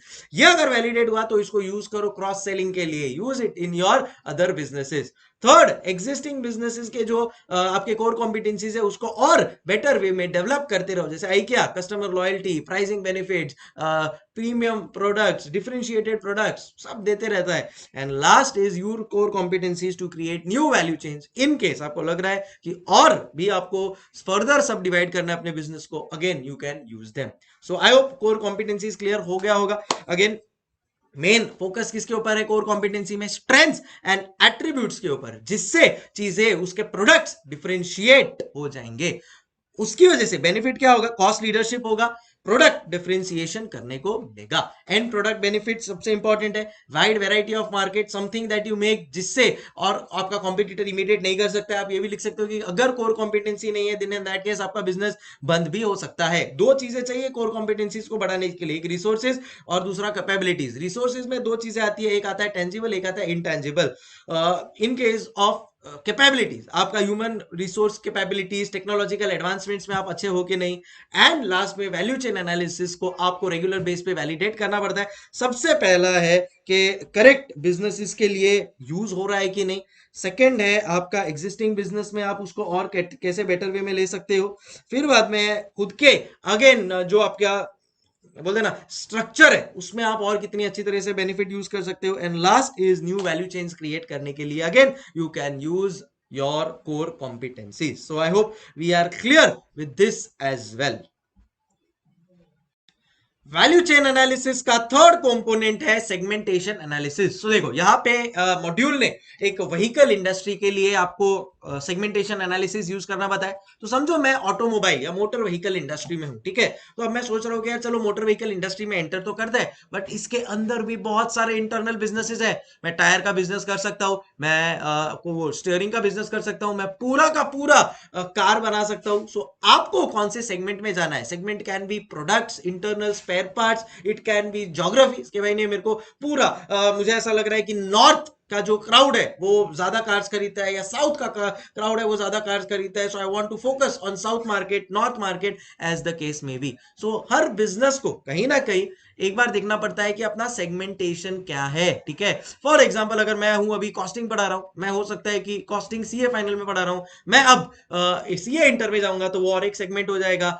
अगर मैं फुल इंग्लिश पढ़ा रहा हूं देन इन दैट केस वो और एक सेगमेंट हो जाएगा कि मेरे पास साउथ का मार्केट है। So what I am doing a segmentation analysis. आइए, so single industry is collection of different market segments ना।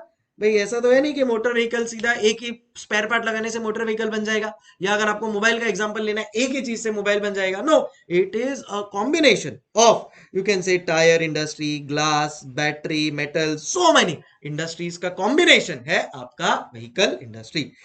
हेल्प्स, इससे बेनिफिट क्या होगा? Reveals competitive advantage and disadvantages of different segments and helps to decide whether आपको वो segment में रहना चाहिए या एग्जिट करना चाहिए। जैसे एक बहुत बड़ी कंपनी का मैं शर्ट मैन्युफैक्चरिंग कंपनी का मैं आर्टिकल पढ़ रहा था। उन्होंने बोला कि यार है ना, बटन होते हैं ना शर्ट के बटन, वो हम खुद मैन्युफैक्चर करते थे, वो हमने खुद मैन्युफैक्चर करना बंद कर दिया। क्यों? क्योंकि जब हमने उसको आउटसोर्स किया तो it gave us much better overall financial benefit, और बटन हम लोग कुछ यूनिक बना भी नहीं रहे थे वैसे भी। सो इसके लिए it was better to outsource. So हमने क्या कर दिया, एक सेगमेंट एग्जिट कर दिया। कौन से सेगमेंट को? शर्ट में जो बटन का सेगमेंट है हम लोग को चाहिए ही नहीं। वैसे ही कई बार कुछ कार कंपनीज होती है जो अपने कुछ पार्ट्स है वो बोलते हैं हम लोग आउटसोर्स कर दिया, it is better for us to enter a segment. हो सकता है कि कोई और पर्टिकुलर चीज भी आप आउटसोर्स कर रहे हो, बट इट इज बेटर कि आपको खुद बनाओ, रिकॉन्फिगर वन और मोर सेगमेंट्स, और some cost reduction programme. So this is about your segmentation analysis. अब आते हैं अपने स्टेप्स के लिए। आपको क्या सेगमेंटेशन एनालिसिस के लिए आपको क्या स्टेप्स आपको फॉलो करने हैं? सबसे पहले आपको देखना पड़ेगा कि आपका जो सेगमेंट है वो कैसे डिवाइडेड है, B it in terms of products, internal products कैसे है। जैसे कि ऐसा मैंने आपको बोला कार, कार में अपना कैसे डिवीजन है भाई, टायर इंडस्ट्री है, ग्लास इंडस्ट्री है, बैटरी इंडस्ट्री है, मेटल्स इंडस्ट्री है। तो वैसे आपको आपका सेगमेंट आइडेंटिफाई करना पड़ेगा भाई आप जो बिजनेस में है उसमें क्या है। जैसे आपको मैंने मोबाइल में बोला, एक मोबाइल में भी जो बैटरी होती है वो एक इंडस्ट्री हो गया, मोबाइल का जो बाहर का डिस्प्ले होता है वो एक इंडस्ट्री हो जाता है, आपका जो चिप होता है, मदरबोर्ड होता है अंदर का, वो एक इंडस्ट्री हो गया। सो वैसे ही आपको identify segmentation variables and categories. Multiple segments are there depending on nature and complexity of industry. समझे? वो आइडेंटिफाई हो गया। उसके बाद देखो भाई, ज्योग्राफिकली आपको एक्सपांड करना है, प्रोडक्ट वाइज पे एक्सपांड करना है। Construct a segmentation matrix, create a matrix based on nature of products, geographies etcetera. Analyse segment attractiveness. अब मैंने सोच तो लिया है कि भाई इतने सारे डिविजन्स है, अब इसमें से सबसे बेस्ट डिवीजन कौन सा है। अगर मेरे को ऐसा लग रहा है कि डिस्प्ले, मोबाइल का डिस्प्ले डिवीजन बेस्ट है या कार का व्हील डिवीजन बेस्ट है, so let's go there. Use to evaluate profitability and performance of each of the segment. वो सेगमेंट में क्या की फैक्टर्स है जिसकी वजह से मेरे को सक्सेस मिल सकता है, एंड देन एनालाइज अट्रैक्टिवनेस के relates to diversification of single and multiple product. So again, क्या डाइवर्सिफिकेशन है एंड उसमें से कौन सा मेरे को चूज करना है is what I have to decide. So ये होता है segmentation, steps of segmentation analysis. पहला, आइडेंटिफाई करो क्या सेगमेंट वेरिएबल्स एंड कैटेगरीज है। सेगमेंट मैट्रिक्स बना लो based on products, based on geographies. उसमें से क्या अट्रैक्टिवनेस है वो एक बार एनालाइज करो, वो अट्रैक्टिवनेस का की एलिमेंट क्या है वो आप देख लो, एंड देन फिर उस बेसिस पे you can take a decision which segment you have to choose. So एकदम सिंपल है। पहले सेगमेंटेशन एनालिसिस क्या होता है उसके बारे में थोड़ा लिख लो कि भाई आपके क्या कॉम्पिटिटिव एडवांटेजेस है जिसकी वजह से you may want to enter a segment, exit a segment, cost reduction करना है आपको पर्टिकुलर सेगमेंट का, एक या ज्यादा से एक वन और मोर सेगमेंट्स में आपको एंटर करना है, और 5 स्टेप्स फॉलो कर लो। पहले क्या सेगमेंट्स है वो देख लो, उसमें से उस बेसिस पे एक सेगमेंटेशन मैट्रिक्स बना लो, उसमें से सबसे अट्रैक्टिव कौन सा है वो देखो, उसका की फैक्टर क्या है वो देखो, and then finally validate it. So this is about your segmentation analysis. Next है superior performance and competitive advantage. देखो आज की तारीख में अगर आपको टॉप लेवल बनना है कोई भी इंडस्ट्री का, देन इन दैट केस 3 चीज बहुत जरूरी है जो मैंने स्टार्टिंग में भी कहा था। एक, you have to be the cost leader, जो जियो ने करके दिखाया है। सेकेंड, या तो आप अपना प्रोडक्ट डिफरेंशिएशन रखो जो एप्पल अपने मोबाइल फोन्स में करता आया है। ठीक है, आज की तारीख में इतना मुझे प्रोडक्ट डिफरेंशिएशन नहीं दिखता है, frankly speaking, I will tell you, but वैसा है। And third is sustainable competitive advantage, जिसको फोकस स्ट्रेटेजी बोल सकते हो, जिसमें सबसे best according to me is OnePlus mobile phones. So या तो आप कॉस्ट लीडर बन जाओ, provide better products at lower cost, जो जियो ने करके दिखाया। सो क्या करके दिखाया? Lowest cost at the same quality और इवन बेटर क्वालिटी, जो आपका कॉम्पिटिटर दे रहा है उससे भी ज्यादा। That is where you create your cost leadership. Economy मतलब इतना huge level of inflow, people registered for Jio, तो उससे आपको इकोनॉमीज ऑफ स्केल मिल गया, वैरायटी ऑफ कस्टमर्स आपके पास आ गए, क्वालिटी दे दिया आपने, और क्या चाहिए। So company must lower its cost to gain competitive advantage और match with competitors price and increase its productivity. तो या तो उतना आपका जो मार्केट कॉम्पिटिटर दे रहा है उतना, या उससे बेटर थोड़ा प्राइस या उससे कम प्राइस रखो। लो कॉस्ट रॉ मटेरियल ले सकते हो, कुछ टेक्नोलॉजी ऐसा ले आओ जिससे आपको लो कॉस्ट बेनिफिट मिल जाए, superior operating management, all of that will become a part of your low cost advantage. कैसे आप अचीव कर सकते हो? या तो आप किसी का डिजाइन कॉपी कर लो, चीपर रिसोर्सेज यूज कर सकते हो बट क्वालिटी अच्छा होना चाहिए, लेबर का प्रोडक्टिविटी इंक्रीज कर दो ताकि लेबर कॉस्ट कम हो जाए, इकोनॉमीज ऑफ स्केल, लर्निंग का बेनिफिट मिल सकता है। भाई एक ही लेबरर जब बार बार सेम चीज करेगा तो बेनिफिट मिलेगा आपको।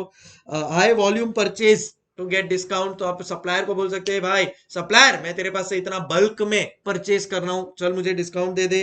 Locating in areas where cost advantage या गवर्नमेंट सपोर्ट है। कई बार आप बैकवर्ड इंडस्ट्री में अपना बैकवर्ड एरियाज में अपना इंडस्ट्री सेटअप करते हो, देन इन दैट केस वहां का जो लोकल गवर्नमेंट है gives you subsidies and many benefits so that वहां का एरिया भी डेवलप हो जाए एंड आपके इंडस्ट्री को भी फ्लरिश करने का मौका मिले। सो ये होता है एक लो कॉस्ट एडवांटेज। दूसरा, product differentiation, provide customer with best unique features जो किसी ने नहीं देखा है।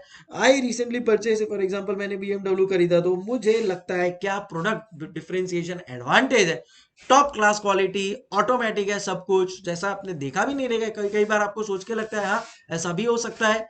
आज की तारीख में इतनी सारी कार्स आ रही है, all of them are giving some of the other product differentiation. So customers perceive products with offers high quality, involves fewer risk and outperforms competitors product. आप सोच भी नहीं पा रहे कॉम्पिटिटर उस चीज को, तो कैसे होगा? क्वालिटी अच्छा करो, इनोवेशन करो, कस्टमर रिस्पॉन्सिवनेस चीज है। सो कैसे अचीव करोगे? सुपीरियर डिजाइन, आफ्टर सेल्स बहुत अच्छा होना चाहिए। मैंने आपको क्या बोला था, Indian products are very good, but कहां पे वो लैग कर रहे हैं, आफ्टर सेल्स उतना अच्छा नहीं दे पा रहे, जिससे वो प्रोडक्ट डिफरेंशिएशन एडवांटेज उनके कॉम्पिटिटर्स के पास जा रहा है। Expanding the product range, packaging अच्छा करो, ब्रांड एकदम स्ट्रांग बना दो। So all of this done will help you to gain a product differentiation advantage. And last है फोकस स्ट्रेटेजी, जिसको सस्टेनेबल कॉम्पिटिटिव एडवांटेज भी बोल सकते हो। Concentrate on specific segmented product line within the market. So कैसे आप करोगे ये सब, supply as per what customers demand, and अगर आपने कंपटीशन को सरवाइव कर लिया, then in that case you will be able to achieve what, cost leadership, differentiation advantage and focus strategy, sustainable competitive benefits. कैसे अचीव करना है differentiation advantage, पहले तो वो क्या होता है, superior quality, improved performance, all of that. कैसे अचीव करोगे, आउटस्टैंडिंग डिस्ट्रीब्यूशन चैनल, पैकेजिंग अच्छा होना चाहिए, ब्रांड स्ट्रेंथ अच्छा होना चाहिए, एंड दूसरा है low cost advantage, competitive advantage use कर सकते हो आप, रॉ मटेरियल्स कम प्राइस पे ले सकते हो, प्रोडक्टिविटी इंक्रीज कर सकते हो, अपना लेबर को आप बोलते ना बेनिफिट ऑफ लर्निंग कब आपको मिल सकता है, so that can be one of the ways. High volume to get discounts, government से लोकल सपोर्ट मिल सकता है, तो ऐसे एरिया में अपना ऑपरेशंस ओपन कर दो, all of this and you get the low cost advantage. So yeah, again superior performance and competitive advantage, both very very important. I hope we are clear.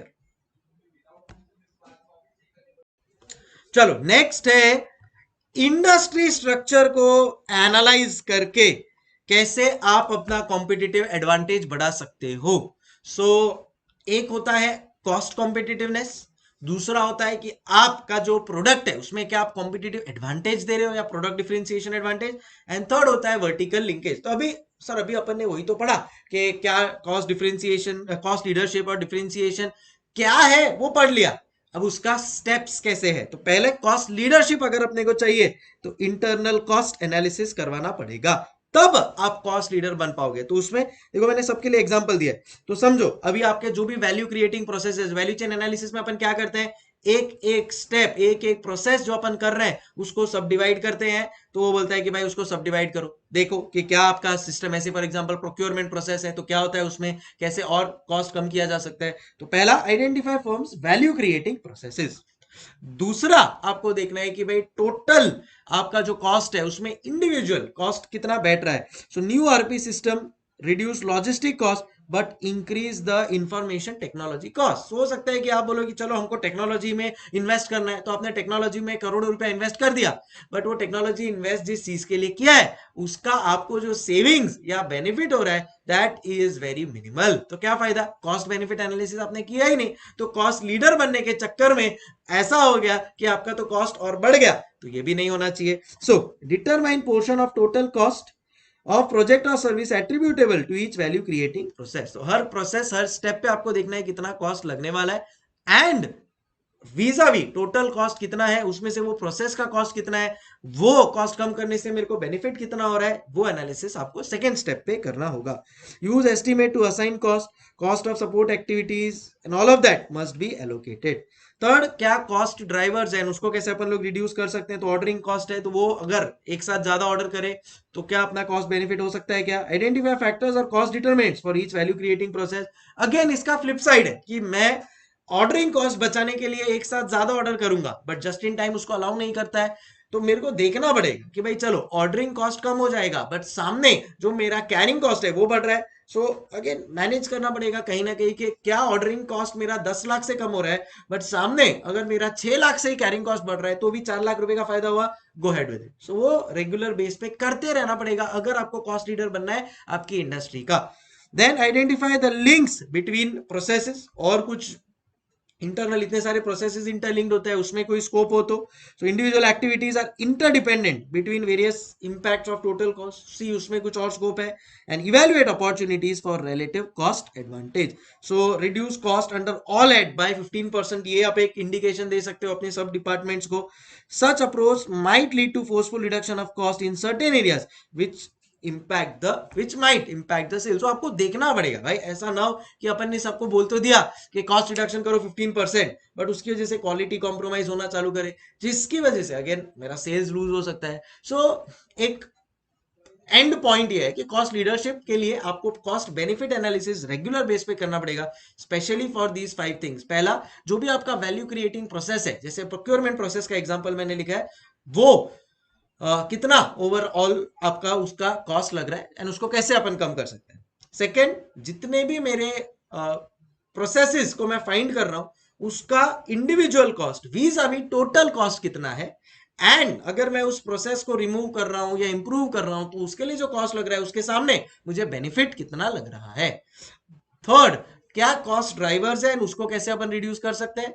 Fourth, जितने भी processes है उसके internal links क्या है and क्या उसको अपन और improve कर सकते हैं। एंड लास्ट, ओवरऑल बेनिफिट होना चाहिए। So evaluate opportunities for achieving relative cost advantage. So ये हो गया मेरा फर्स्ट, जिसको अपन ने कहा internal cost analysis.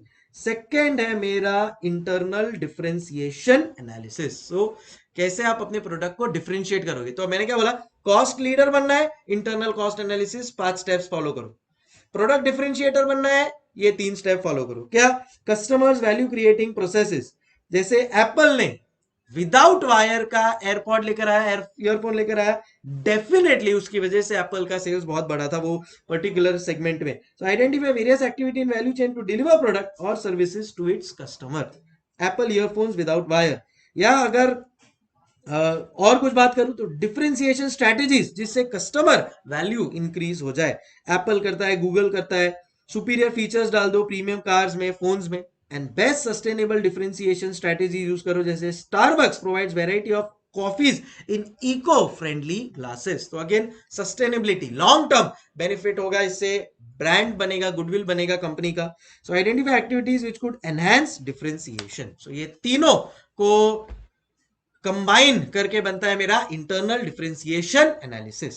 Identify customers value creating processes, ठीक है। सो जैसा मैंने आपको बोला, एप्पल ईयरफोन लेकर आया without wire, so that was a real value creator for the customer. Second, superior features अपन लोग डिफरेंशिएशन स्ट्रैटेजीज अपन ऐड कर पाए। एंड थर्ड है और क्या बेनिफिट लॉन्ग टर्म में दे सकते हैं अपन अपने कस्टमर को। सो ये होता है इंटरनल डिफरेंशिएशन एनालिसिस। थर्ड है vertical linkage analysis. Vertical linkage मतलब अगेन आप एक आपने सुना है हॉरिजॉन्टल इंटीग्रेशन, वर्टिकल इंटीग्रेशन, बस ये वैसा ही है। सो आप जो भी प्रोसेसेस, जो भी काम कर रहे हो सकता है उसमें से कुछ आउटसोर्स कर रहे हो और कुछ इंटरनली बना रहे हो, तो वो देख लो, आप लिंकेज देख लो कि भाई ऐसा कुछ है क्या कि मैं कुछ इंटरनल बना सकता हूँ या कुछ आउटसोर्स भी कर सकता हूँ। That is called as vertical linkage analysis. So it includes all upstream and downstream activities throughout the industry. A company must identify and evaluate opportunities for sustainable competitive advantage after carrying out industry value chain analysis. तो आप एक बार industry का, पूरे industry का value chain analysis कर लो, फिर देख लो where do you stand and what can be improved. And last example दिया है, company manufactures cars using various components like chassis, steering wheel, tires, axles. ठीक है, company does not manufacture all components in house, कुछ purchase करता है third party से भी. Company focus on assembly line which is its core competency. certain parts which are critical to the car are manufactured in house. So ये एक strategic choice है कि नहीं भाई, हमको हमारा जो कार का टायर है वो स्ट्रेटेजिक इंपॉर्टेंट है, वो इंटरनली बनाना है. इंजन है वो हाई पावर इंजन हमको हमारा इंटरनली बनाना है, वो मेरा कोर कॉम्पिटेंसी है, ठीक है, वो आप इंटरनली बनाओ. बाकी कोई काम है वो आप आउटसोर्स कर दो. कार का जो वाइपर बनाना है वो हो सकता है आप आउटसोर्स कर सकते हो, right. So that's where you will do a vertical linkage analysis. So यहाँ पे value chain analysis to assess competitive advantage. Competitive advantage कब मिलता है, जब मेरे पास कॉस्ट लीडरशिप हो. कॉस्ट लीडरशिप क्या होता है वो यहां पे पढ़ा. कॉस्ट लीडरशिप कैसे इंप्लीमेंट करना है ये फर्स्ट 5 पॉइंट पढ़ लो. प्रोडक्ट डिफरेंशिएशन क्या होता है यहां पे पढ़ा. कैसे उसको लेकर आना है ये 3 पॉइंट पढ़ लो. वर्टिकल लिंकेज क्या होता है आपको मैंने एक्सप्लेन कर दिया. I hope we are clear. Absolutely. So इस हिसाब से आपका value chain approach for competitive advantage set हो जाएगा. सर इतना सब याद कैसे रहेगा, ये सब पॉइंट्स याद करने का जरूरत भी नहीं है, 2-3 बार सुनो, साथ में पढ़ते रहो, सब consciously everything will be set. Don't worry, ठीक है ना. एक बार आप देखोगे तो आपको लगेगा ये तो सब कंफ्यूजिंग लग रहा है, सब में वही डिफरेंशिएशन एनालिसिस और वही सब इंटरमिंगल हो रहा है. It's okay. 2-3 बार पढ़ोगे, लेक्चर सुनोगे, थिंग्स विल सेट अप. 1-2 बार कुछ चीजें जो कंफ्यूजिंग लगती है वो खुद से लिखनी भी पड़ेगी. and then things will fall in place. So I hope we are absolutely clear. ये पूरा मॉड्यूल का ही चीज है जो मैं आप लोग को बता रहा हूँ. So एक भी चीज फिर आपको अलग से कुछ करने की जरूरत नहीं है. तो value chain approach for assessing competitive advantage done and dusted. चलो नेक्स्ट आ रहा है अपना vision mission objectives. So vision mission objectives में सिंपल सा कॉन्सेप्ट है, ऐसे ही मेरे हिसाब से जबरदस्ती डाल दिया है. तो हर एक कंपनी का एक विजन मिशन होता है कि भाई we want to reach to 5000 customers in 1 year. Overall हमारा विजन है कि पूरी दुनिया को हम से, मैं अगर मेरी बात करूं तो मेरा एक विजन है कि मैं पूरी दुनिया को एकदम सिंप्लीफाइड वे में मैनेजमेंट अकाउंटिंग पढ़ा सकूं, जिससे सबको समझ में आ जाए, प्रैक्टिकली लिंक करके, समझ रहे हो वैसा. सो हर एक कंपनी का वैसे ही एक विजन मिशन स्टेटमेंट होता है. Statement of company is reason to which seeks the answer. क्या कि भाई क्यों है हमारी company, organisational value and major goals. मेरा मिशन क्या है? To explain management accounting in simplest manner to every person on this earth. Vision, what the company would like to achieve. So ये मैं कैसे अचीव करूंगा? By with my lectures, YouTube videos, content, books, all of that. Objective, measurable future state that company wants to achieve. So almost similar he point हो गया. क्या आप questions पूछोगे? ये देखो अभी कैडबरी का विजन मिशन का मैंने एग्जांपल लिया है. उनका फोकस है जुडिशियल प्रायोरिटीज, कमिटमेंट, कल्चर अच्छा होना चाहिए. World's biggest and best confectionery company. Confectionery मतलब यही सब बेकिंग प्रोडक्ट्स और ये सबको कॉन्फेक्शनरी इंडस्ट्री बोलते हैं. Core values, respect, integrity, responsibility. Obviously Cadbury is known for all of this. तो उसके लिए उसने अपने आप को क्या क्वेश्चन पूछा कि भाई क्या सर्विसेज अपन ऑफर करते हैं? चॉकलेट्स. प्राइमरी मार्केट क्या है? यंगस्टर्स. क्या कस्टमर्स को अपन सीख कर रहे हैं? We are targeting on all the age groups. And कहां पे अपने को देना है? अराउंड द ग्लोब, सब जगह. आप कहीं भी जाओ आपको कैडबरीज मिलेगा. सो this is a vision mission objectives, not that important. खाली एक आपको बेसिक आइडिया होना चाहिए एज सच. नेक्स्ट है मेरा value shop model. Value shop model का मतलब value chain analysis for service industry, जैसे कि doctor, lawyer, chartered accountant, interior designer. तो मैं डॉक्टर का एग्जांपल लेता हूं, ठीक है. वैल्यू चेन एनालिसिस अपना जो मैन्युफैक्चरिंग इंडस्ट्री था उसमें 2 पार्ट में डिवाइडेड था. एक पार्ट था मैन्युफैक्चरिंग इंडस्ट्री का प्राइमरी एक्टिविटी एंड दूसरा था support activity. Support activity manufacturing industry हो या सर्विस इंडस्ट्री हो, सेम है. क्या? Infrastructure, human resource management, technological development, procurement. यही 4 थे वहां पे भी, यही 4 है यहाँ पे भी. प्राइमरी एक्टिविटीज में थोड़ा चेंज है क्योंकि वहां पे तो आप रॉ मटेरियल लेकर नहीं आने वाले हो. यहाँ पे आप कोई manufacture, inbound, outbound logistics, operations का तो काम नहीं कर रहे हो. सो यहाँ पे आप सर्विस इंडस्ट्री में क्या करते हो? एक एग्जांपल लेते हैं डॉक्टर का. जब आप डॉक्टर के पास जाते हो तो वो सबसे पहले क्या करता है? आपको पूछता है भाई क्या प्रॉब्लम है. So first role of a doctor is finding problem, finding and acquisition. समझ में आ जाए क्या है. फिर वो प्रॉब्लम सॉल्व करने की कोशिश करेगा, ठीक है. उसमें से आपको वो कुछ ऑप्शंस देगा, बोलेगा भाई देखो आपके पास भी ऑप्शन होता है. होम्योपैथी है, एलोपैथी है, आप क्या यूज करना चाहेंगे या घर के नुस्खों से आप करना चाहोगे. So choosing among solution and executive and control evaluation, मतलब आप रेगुलर बेस पे वो फॉलो कर रहे हो या नहीं. सो क्या क्या एग्जांपल आपको यहाँ पे रखना है याद? डॉक्टर का. डॉक्टर का काम क्या है? पहले फाइंड करे भाई क्या प्रॉब्लम है. So problem finding and acquisition. फिर उसको सॉल्व करने के लिए, प्रॉब्लम सॉल्व करने के लिए अपना थॉट प्रोसेस यूज करो. फिर जितने भी प्रॉब्लम्स है उसमें से जो सोल्यूशन है आप उसको चूज करेंगे एंड रेगुलर बेसिस पे वो फॉलो हो रहा है कि नहीं वो आपको चेक करना है. Secondary activity same as Porter's value chain. बहुत सिंपल है. इसके ऊपर 1-2 केस स्टडीज है, आगे बुक में दिया हुआ है, you can go through that. But this in terms of your theory of value shop model, service chain model, इतना ही है. सो आपको क्या याद रखना? देखो सेकेंडरी एक्टिविटीज तो सेम ही है. Firm, infrastructure, human resource management, technology and आपका प्रोक्योरमेंट. मेन प्राइमरी एक्टिविटी में क्या आता है?